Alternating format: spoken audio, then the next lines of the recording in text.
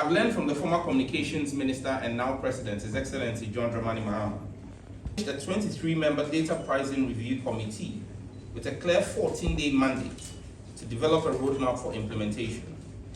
The committee, in its report, distinguished the three areas that we believe need to be addressed for a holistic resolution of the matter: value, pricing, and quality. I referred the report to the regulator and tasked them with crafting regulatory policies that address the challenges in the sector. In my second month, the regulator, after engaging with the mobile network operators, came up with proposals that curated specialized bundle solutions for tertiary students and content creators. We immediately set out to build a dynamic database for the two demographics.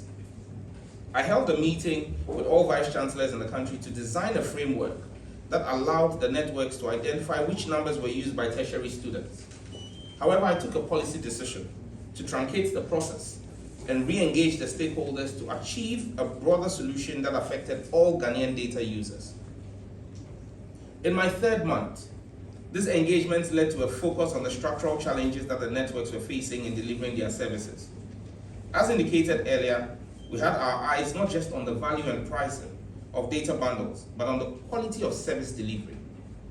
I am sure that even with increased value or reduced pricing, if quality is not improved, we will still have a sour customer experience. This led to the regulator commissioning and completing an assessment of a sample size of network performance in 3G and 4G service offerings across the country, the results of which I discussed with the CEOs and the media 2 weeks ago. In my fourth month, armed with a clear picture of where we are as a sector, I tasked the CEOs to work with me to improve the quality of service. My mandate as minister in a free market economy does not extend to interfering in the pricing by private sector investors.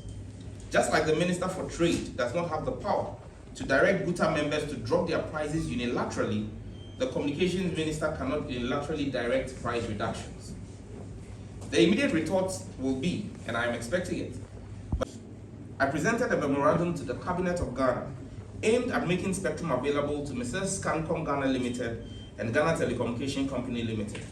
The process of the spectrum sale is scheduled to be completed by the end of the first week in July. In the case of Ghana Telecommunications Company Limited, known as Telecel, I have given additional policy approval for the regulator to grant a connecting entity license, enabling the operator to optimize service using the 2100 MHz spectrum at the disposal of NGIC.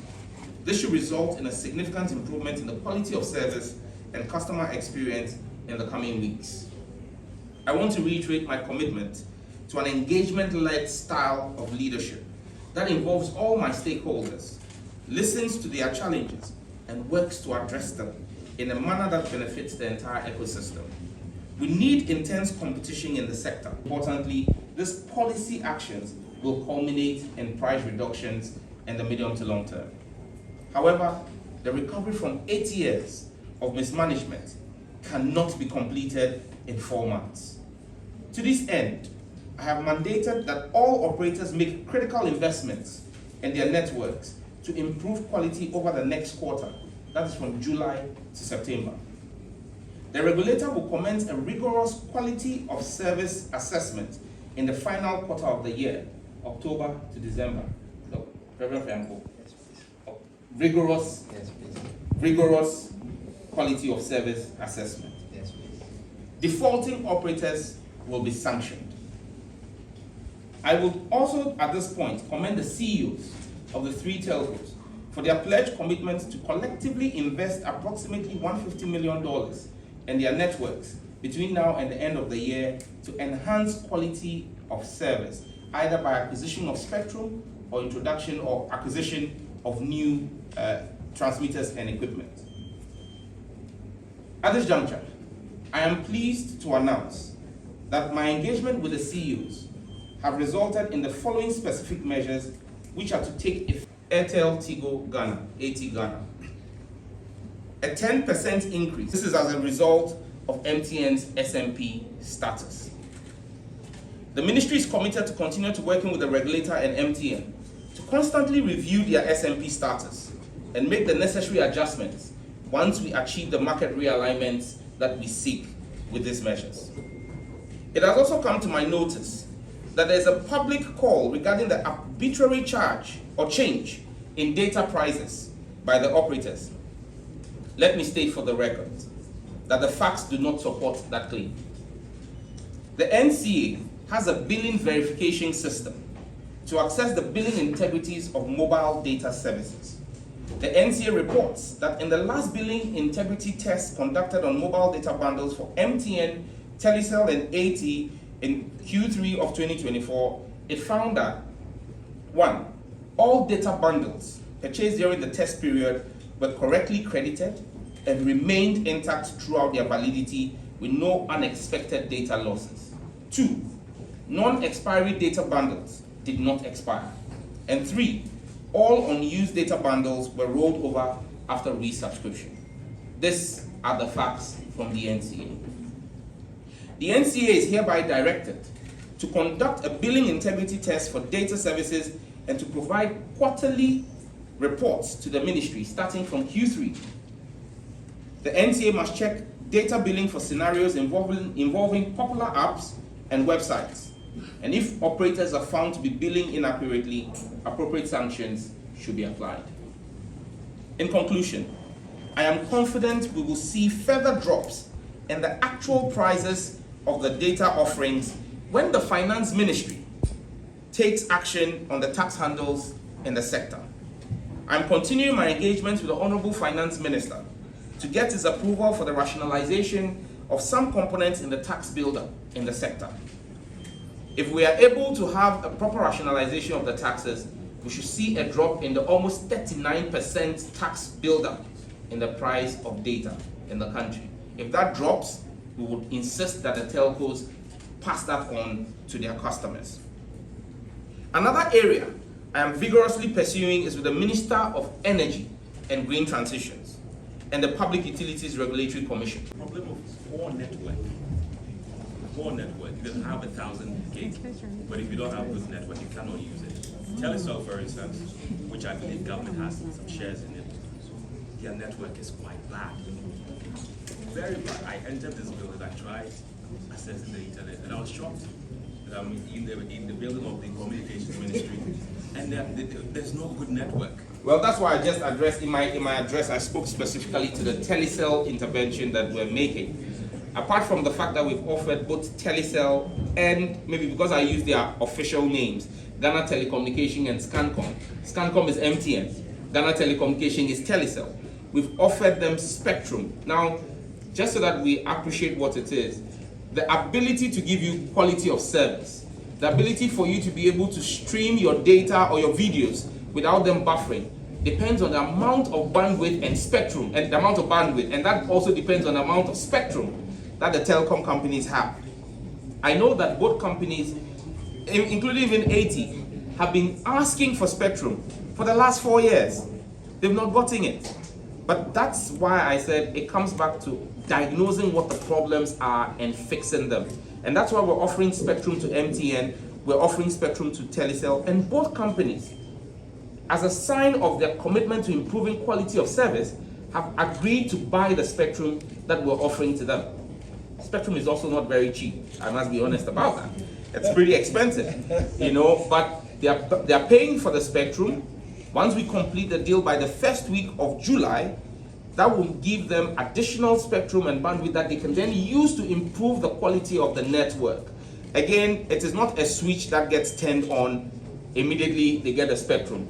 They need to do investments in their network. They need to bring in new transmitters. They need to bring in new switches. They need to do configuration, and that's why we're giving them a quarter, 3 months. So if you listen again in my speech, I spoke about the fact that we're giving them spectrum by end of July, first week of July. We expect that to be done, but we expect them to complete it by the deployment of that spectrum by end of Q3, which is September, July to September. And I've asked the regulator to immediately begin testing for the improvement in the quality of service in Q4, which is October to December. So yes, we will see. But again, in the specific case of Telecel, I again in my speech stated that I had given them approval, I had given the regulator approval this week for them to reduce prices, I have asked them to increase value offerings. There are two different things. And if you again listen to my speech, I said that the committee that had a 14-day mandate identified 3 key areas: value, price, quality of service. So we've not, and I've stated that prices will drop when we see the movement at the finance ministry on the tax handles, and when we see movement at the energy ministry on the telecom tariff. What we are doing as a regulator and as a policy driver right now is on value. We will deal with value and quality of service. Now, why is MTN doing more? Because if you realize, when they were declared SMP about 4 years ago, if I'm not mistaken, in 2020, so 5 years ago, the ministry directed a 15% increase in their effective rates. So basically, we've reversed that. Because if we had done 10%, they would still effectively have been higher than where they were previously. And I'm minded by the fact that today, as a significant market player, whatever we do on that network affects almost 76% of all mobile network users. And so, as a sign of our commitment to understanding and dealing with the challenges Ghanaians are facing at this point in time, we've taken that decision. It means a lot more loss as well, don't forget, for the SMP, because then they are carrying a lot more burden. Because if you give more value, it's cost to the network. So if they are the SMP and you are imposing a certain, in quote, levy of some sort, they should carry more than the other 2 networks. Because if they carry less or the same, then it means that you are not being fair to the other networks that don't have the same market size. And that's why we've created this intentional arbitrage between the reductions. The other question about why 80 did not get. Do not forget that 80 is a merger between Tigo and Airtel Ghana. And both of them had spectrum holdings which got consolidated. At this point in time, 80 is the only company, MNO, that doesn't offer 4G. The ministry is currently in the process of restructuring 80. There's been a public announcement of conversations going on of a possible relationship with a private investor. And so it is important that you consummate that process before you begin the conversation about any spectrum addition, because then the new partners will want to do an assessment of what the asset holdings are today. Those asset holdings should not be fluid relative to spectrum. It should be definite. We finish the negotiations, and then we can always look at what we will do for 80. But don't forget that at this point in time, 80 belongs to the government of Ghana 100%. And like I keep saying, all options are still on the table for us relative to 80 and what we will do going forward. Thank you. Yes. With heart, with sweat, and with blood. And we will fix the mess that I have inherited in this ministry. So help me God. Thank you for your attention, and God bless our homeland now. 30 cedis in some cases. The regulator has been informed, and as the ministry, we have indicated to the regulator to go back to the MNO to have a conversation on the reversal of that increase. Because in this day and age, our focus is on reduction. And so the operator and the regulator will have conversations about how to walk back even those 20 and 30 CD increases. And so that should give you assurances that the regulator will not. And again, in my speech, I referenced it when I said that I asked them to do a test of all effective rates, not just data but voice, to ensure that no telco would price above what is permitted or what has been approved by the regulator. When they do the test and it is found that any of the regulators, any of the operators is charging beyond the approved rate, there'll be sanctions for it. And trust me, we will come down hard on that. But so far, in the 4 months I've engaged with the CEOs, I'm sure and confident that they will not act in a manner that is arbitrary and without recourse to the regulator.